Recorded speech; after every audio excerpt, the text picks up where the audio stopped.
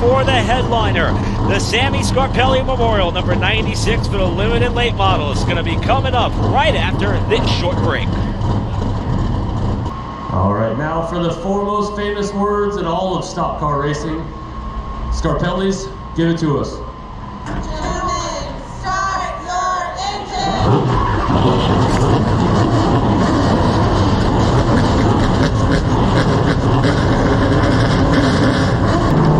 And it is multi-time track champion Matt Cox, who is going to be starting on the pole in the number 51, looking for the opportunity to maybe go home with 2 trophies this weekend. He'll be in the 400 tomorrow, and he's starting alongside Long Island, New York's Darren France Jr., also pulling double duty this weekend. Again, has won here at this racetrack prior and was the 2024 Tri-County Late Model Stock Champion. Is that of Darren France Jr. How about Caleb Bacon? Great run for that number 23B. Will line up third, and Blake Lothian will look to challenge there for the pole for just a couple of laps. Ends up in the 4th position. He'll be starting towards the front of the field. Truett Miranda will go from 5th. Ricky Locklear Jr. seen his name many a times around here at Florence Motor Speedway. He'll go from the 6th position. Leland Honeyman, NASCAR Xfinity Series full-time competitor out here in a limited late model, will start 7th. How about Keelan Harvick? Limited late model start for his young career. He'll go from the 8th position to the number 62. Justin Oplinger in 9th, and Ryan Vasconcelos will start at 10th. Matt Cox, Darren France Jr., your front row. 96 laps the distance, and the Samie Scarpelli Memorial 96. Pace truck is going to head off to safety, and for the final time tonight, we're going to see a green flag at the Florence Motor Speedway. The limited late model feature with Matt Cox at the head of the field is underway.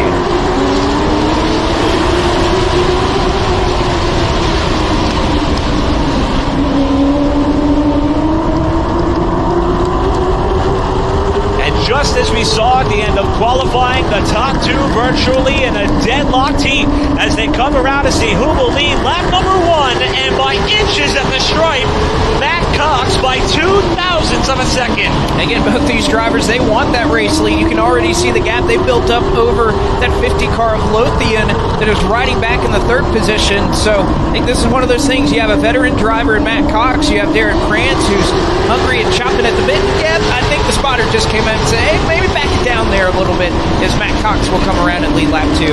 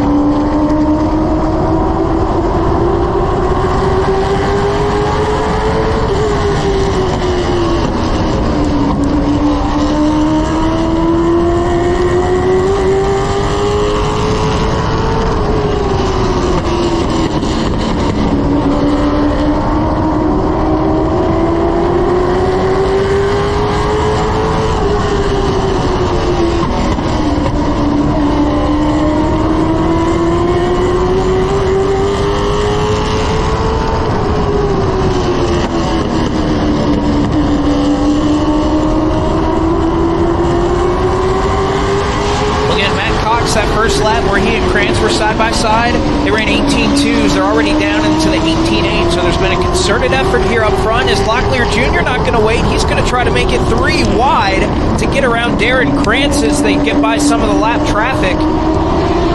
Locklear Jr. really trying to push the pace early and at least get up front, try to be the one who sets the pace in this race early on.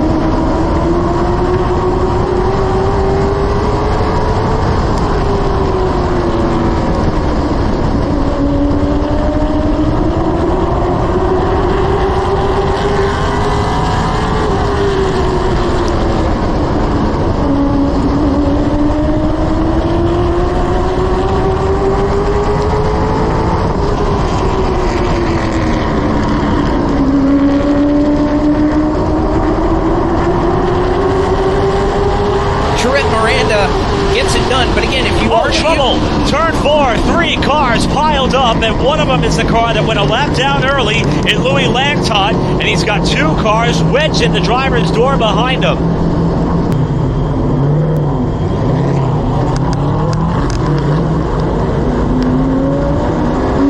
With just 12 laps complete, Matt Cox having led the majority of the laps, the first one by about the narrowest of margin over the outside front row starter in Darren Krantz Jr. Truett Miranda's worked his way up to 3rd, Ricky Locklear Jr. in 4th, Blake Lothian in the 50, your top 5. Caleb Bacon, Keelan Harvick, Leland Honeyman, Santiago Hill, and Justin Oplinger. For Jason Smith Racing making up your top 10.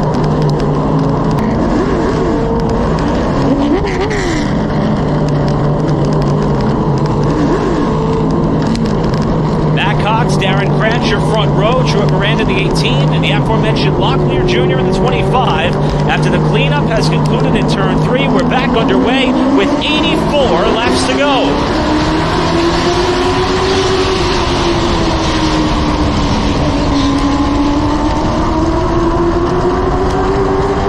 Krantz this time trying to get the advantage on the outside lane as Cox tries to beat him on the brakes in turn 3, and just as we saw at the end of lap 1, they'll be side by side for the lead, but the nod goes to Krantz, who leads that time by. And Krantz not being shy about moving up the racetrack, a high exit that 77 takes off of turn number 4, but very quickly, yeah, you could see the call there. A lot of communication, I'm sure, going on with the young driver about, hey, maybe we don't want to be the leader right now. Very quickly, he has the lead, and just as easily, he'll give it back to that 51 of Matt Cox, who, if there's anybody up here to set the pace and do it in a way in which he can maintain it throughout the race, can't imagine anybody better in this field than Matt Cox to do just that, as he'll take the race lead as they go single file for about the first 5 or 6 cars, but also a little bit of double file going on back here. Blake Lothian, the number 50, he restarted up here in about the 4th or 5th position. He's already dropped back almost outside of the top 10.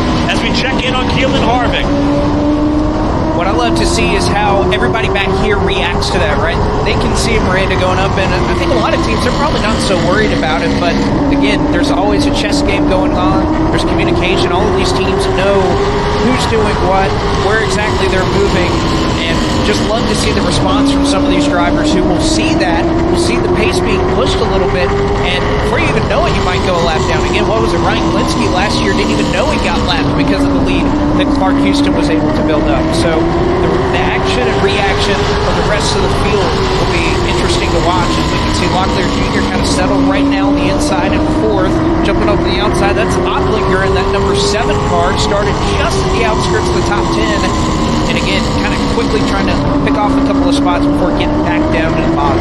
Oplinger, former champion in the Allison Legacy Series, now trying his hand here in the limited late model, alongside, as we mentioned, a driver who knows his way around this racetrack very, very well, in Ricky Locklear Jr.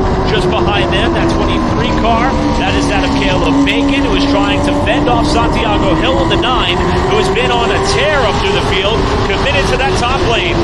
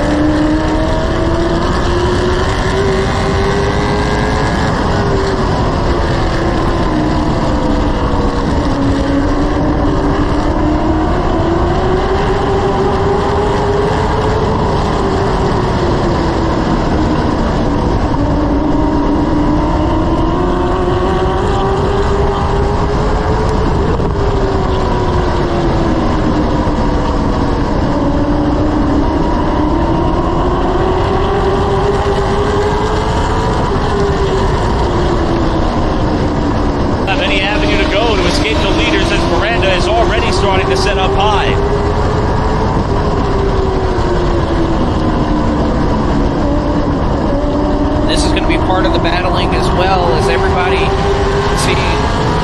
Oh, trouble! Turn 4, got one car around in the field trying to get by, and there is significant damage to the front end of that car. Not sure what he hit to rip the whole bodywork off the front of that car. Definitely got the radiator.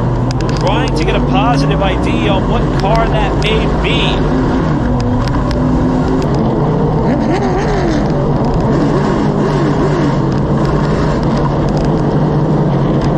After a lengthy cleanup in turns 3 and 4, we're ready to get back underway for the limited late model portion of our program. 66 laps to go in the Samie Scarpelli Memorial 96.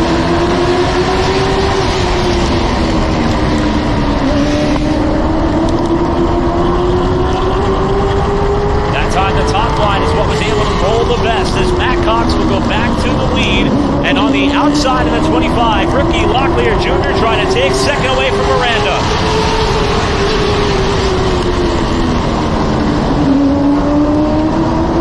Locklear Jr., as we were mentioning earlier, looking really strong there, being able to run the middle, run the higher side of the racetrack, and many of these restarts that he's been able to make up. And we mentioned it earlier, you want to get these spots early in these restarts. Another driver that's been incredible at that in the early going is Justin Oplinger. Kind of fell back a little bit last restart running the inside, but he's challenging Darren Krantz Jr. there in the 4th position, trying to get up into 5th.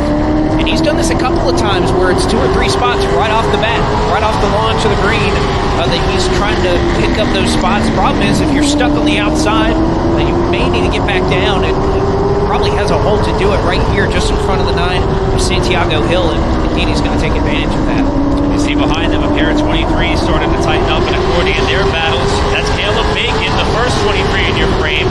Just behind them is that of the other 23 in the field, and that of Leland Honeyman. Those are two cars that, unfortunately for us, look just about identical as they work their way off the corner.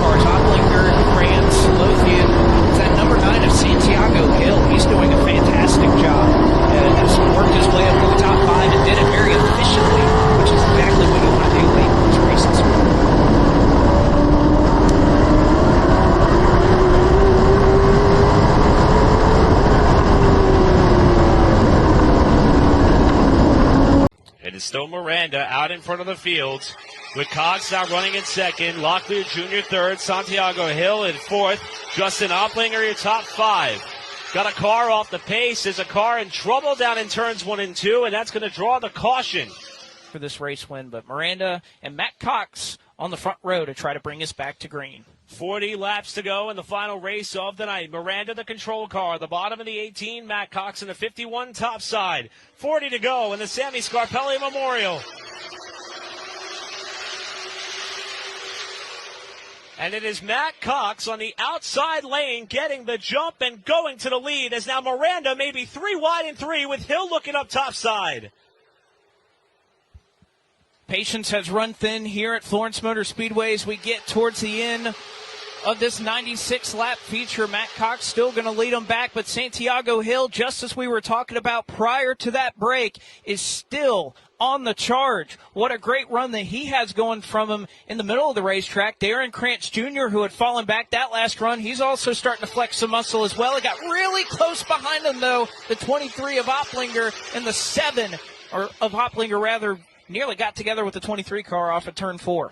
And with Cox now trying to break free, it's going to be Miranda to second. Here comes Locklear Jr. to the inside of Hill. And now Darren Krantz sticks his nose to the inside, looking for a chance to try to get up there as well. But Matt Cox is trying to set sail. He has got a 1-second advantage over what is still a pretty busy battle for second, as Locklear Jr. cements third.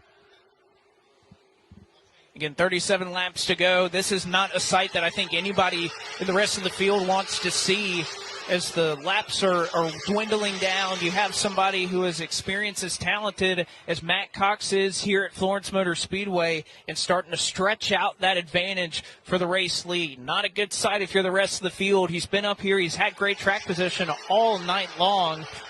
But even that last time by, though, Trip Miranda cut 3/10 into that lead. So the 18 car is fast and still has something to say about this one. There's been such an ebb and flow between the pace of these front 2 cars, and I'm not sure who we're going to nail down as the one who's been able to perfect the art tonight. Had a little bit of bumper tag in the battle for 4th. NASCAR Xfinity Series regular Leland Honeyman Jr. moved Darren Krantz aside to take over the 4th spot.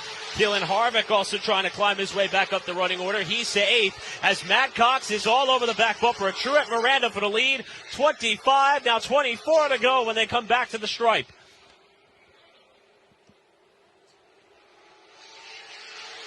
Right now, Miranda showing the pace, trying to get that car to turn on the bottom. And again, you can kind of visually see when these cars start to somewhat go away, and that's just not the case right now for either of these top 2. They all 3, if you want to include Locklear Jr. in that, just all look really solid right now.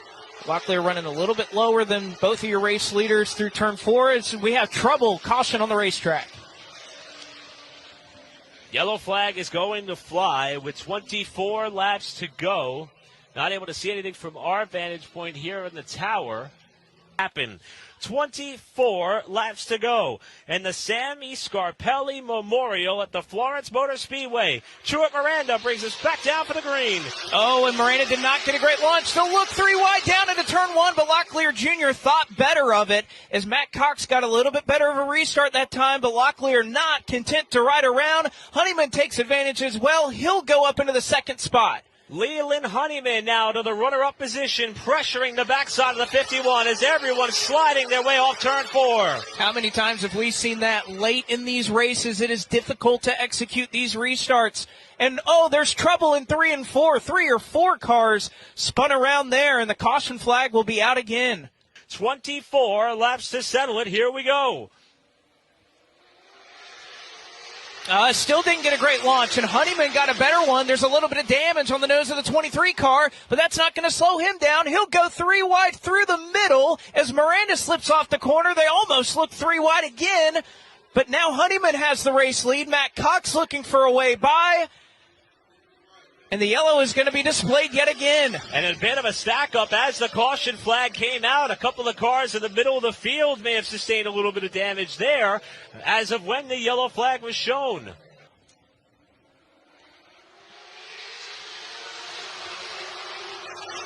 Everybody gets through the gears up front. A great launch on the outside here from Locklear Jr. Time and time again, we've seen that whichever car is outside of there is able to get a really good run through 1 and 2. Locklear Jr. will keep it, will lead it back at the stripe, as now they're 3 wide, further on back. Keelan Harvick looking for a way to try to get around Santiago Hill. They will go 3 wide through the corner. Harvick trying to make that pass stick. Got a car around in turns 1 and 2. Trouble in the first and second corner. And now the caution flag will fly again.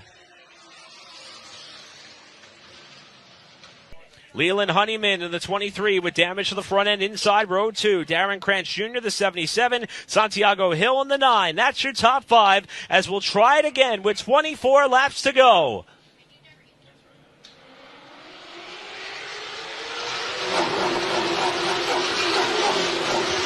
Smooth launch, although there was one build. It was the 92 of Lane Woods that looked to have a little bit of an issue, but he's starting to make his way back up to the front. Haven't really mentioned his name all night long, but through 3 and 4, challenge for the top spot. Matt Cox is still trying to hold on the inside lane, but just not going to be able to fend off Ricky Locklear Jr. any longer. A couple of trouble, turn 1, got a car around, and everybody is going to squeeze by the spinning car in 1 and 2. And now the caution flag will fly as the officials were trying to give that competitor a couple of seconds to see if they can get that car righted. Locklear Jr. is able to do that. Honeyman, I think, is going to be able to hang around despite the fact that damage isn't going to help that car, but it doesn't look like it's hurting it all too much. Santiago Hill and Oplinger have had their hands full with a couple of hot shoes behind them, and Keelan Harvick and Ryan Vasconcelos, who have each made their share of moves on restarts that would at least indicate to me that they have really, really good race cars at this moment. All right. Matt Cox in the 51, the control car. Outside is going to be the number 25 of Ricky Locklear Jr. The 23 with hood damage, that's Leland Honeyman, with Darren Krantz Jr. in the 77 alongside. The 9 of Santiago Hill, and then the 7 of Justin Oplinger. Your front 6 cars for this restart. Just behind them, Keelan Harvick and Ryan Vasconcelos take you through your first 4 rows. As the pace truck is off, we're back underway with Cox in command.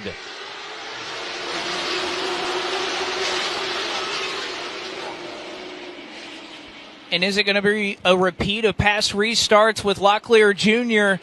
However, Matt Cox, great run, is going to keep them side by side through turns 3 and 4. This is the best launch, at least on this opening lap, we've seen out of Cox in quite some time. He'll have it at the stripe by Justin O's. As the 51 holding strong up here on the bottom side, Locklear fighting hard on the top. And guess what? We got a lap in as the battle for the lead continues in 3. Locklear Jr. on the top side, Matt Cox on the bottom of the 51. And as they come to the line, just about a dead heat. It would have been Locklear by inches should that have been for the win. Krantz has clean racetrack around him. So does Oplinger, who's been able to escape for the 4th position. But it is still deadlocked here at the front of the field, side by side for the race lead. Locklear looks a little bit higher for some speed in 3 and 4. And for the last 3 or 4 laps, it has just been a dead heat between 2 cars that are dead even in pace. One running the bottom, one running the top. Quite literally a dead heat. Last time by to the 1,000th of a second. This battle for the lead. What's going to happen this lap as they come to the line? Locklear Jr. by a nose with 20 laps to go. Didn't we tie for the pole in this race? We did. We were seeing that play out before our very eyes, although this time Locklear Jr. a little bit of a better set of corners in turns 1 and 2. But Matt Cox, we've seen, especially through turn 4, that car can wrap the bottom kind of around the inside retaining wall, and he makes up all that ground pretty much through turn 4. It's amazing how that car is on this end of the racetrack. And I think at this point you have this much of a lead. Matt Cox does not need to push at all. He has enough of a gap. He can almost work his way back to second place if he needs it. If we have a late race caution, you still want to have a little bit left in the tank in terms of tires. Trouble, turn 4, got a car around, and that will throw the yellow with 7 laps to go.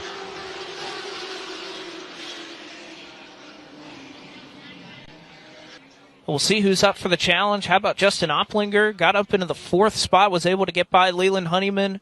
Damage is definitely hurting that 23 car, but still able to maintain here. Can likely get a top 5 run.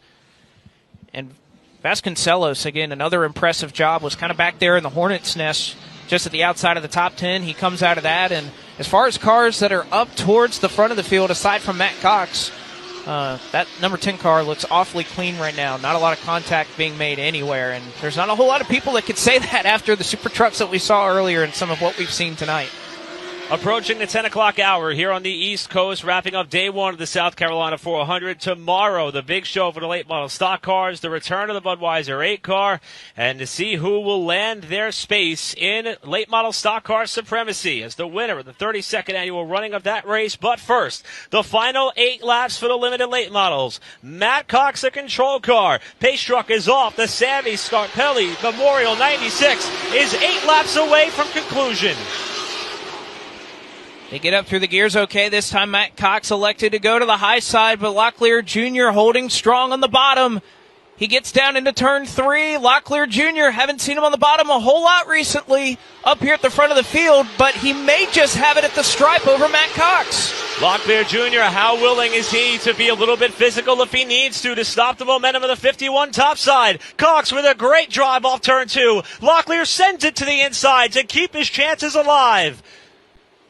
And amazing that he's able to do that. It'll still be the 51 at the stripe, but only by a nose with 6 laps left to settle it here in the prelude to the South Carolina 400. Matt Cox, he has been trying to win this 400 for years. Could this be a catapult and momentum for him to keep that? But he has to hold off Ricky Locklear Jr. for 5 more laps, who is charging on the bottom of the track.